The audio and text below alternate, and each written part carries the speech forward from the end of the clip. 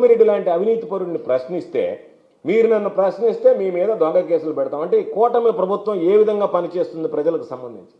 ఇంత దారుణం.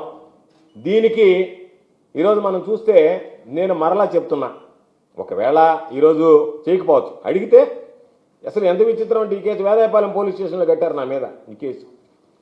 ఈయనెవరో ఉప్పు పద్మయ్య అంట. ఈయన పోయి పాపం గోవర్ధన్ రెడ్డి గారు పోలీస్ ఇన్స్పెక్టర్ని బెదిరించేందని ఆయన కేసు పెట్టాడు నా మీద. ఎఫ్ఐఆర్ కట్టింది ఏంటంటే, ఎందుకు ఎఫ్ఐఆర్ అయిందా, ఏం ఎఫ్ఐఆర్ అయిందంటే ఎవరో ఉప్పు పద్మయ్య వెంకటాచలమైనా గోవర్ధన్ రెడ్డి మీద పోలీసు వాళ్ళని అట్లా మాట్లాడేది నాకు బాధేసిందని చెప్పి ఆయన కంప్లైంట్ ఇస్తే ఆయన కంప్లైంట్ మీద ఎఫ్ఐఆర్ కట్టించారు.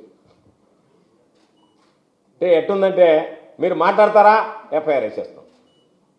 ఈ కేసులకి, ఈ అరెస్టులకి, ఈ జైలుకి చాలా సందర్భాలు చెప్పాం, భయపడేటువంటి వాళ్ళం కాదు, ఇప్పుడు భయపడటం లేదు. రేపు నా మీద కూడా ఏదైనా రకరకాల కేసులు బనాయించినా కూడా భయపడతానా?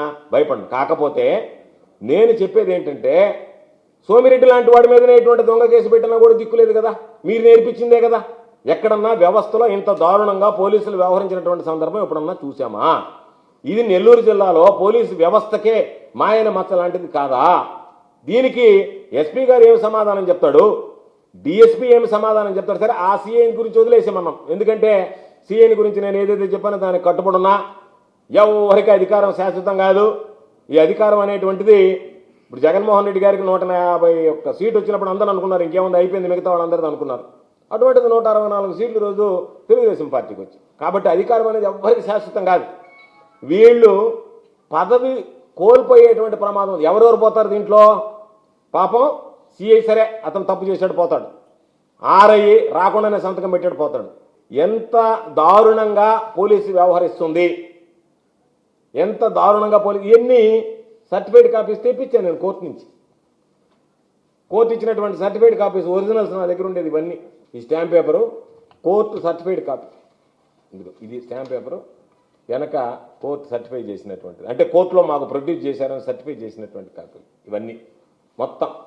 అంటే వ్యవస్థలో అసలు న్యాయ వ్యవస్థనే పోలీసు వ్యవస్థ తప్పుపట్టినటువంటి దుర్మార్గమైనటువంటి సంఘటన ఇది.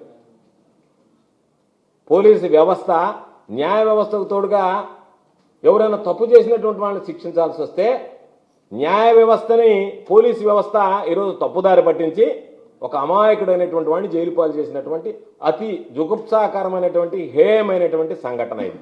కూటమి ప్రభుత్వంలో అమాయకుల్ని, వెనకబడినటువంటి వాళ్ళని ఈరోజు నేను అడుగుతున్నా.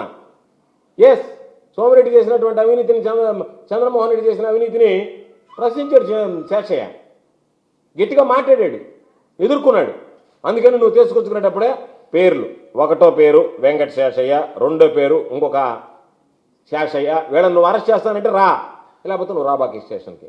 ఎందుకు సార్, నాది బాధ్యత అని చెప్పి ఆడ హైవే మీద ఎలక్షన్లు బాగా ఉండేటువంటి పోలీస్ స్టేషన్ కాబట్టి పోలీస్ స్టేషన్ వెయిట్ని బట్టి వచ్చేటప్పుడు దానికి సంబంధించి వచ్చేవాడు కక్కిస్తాను అనుకుంటున్నారేమో ఒక్కొక్కడు.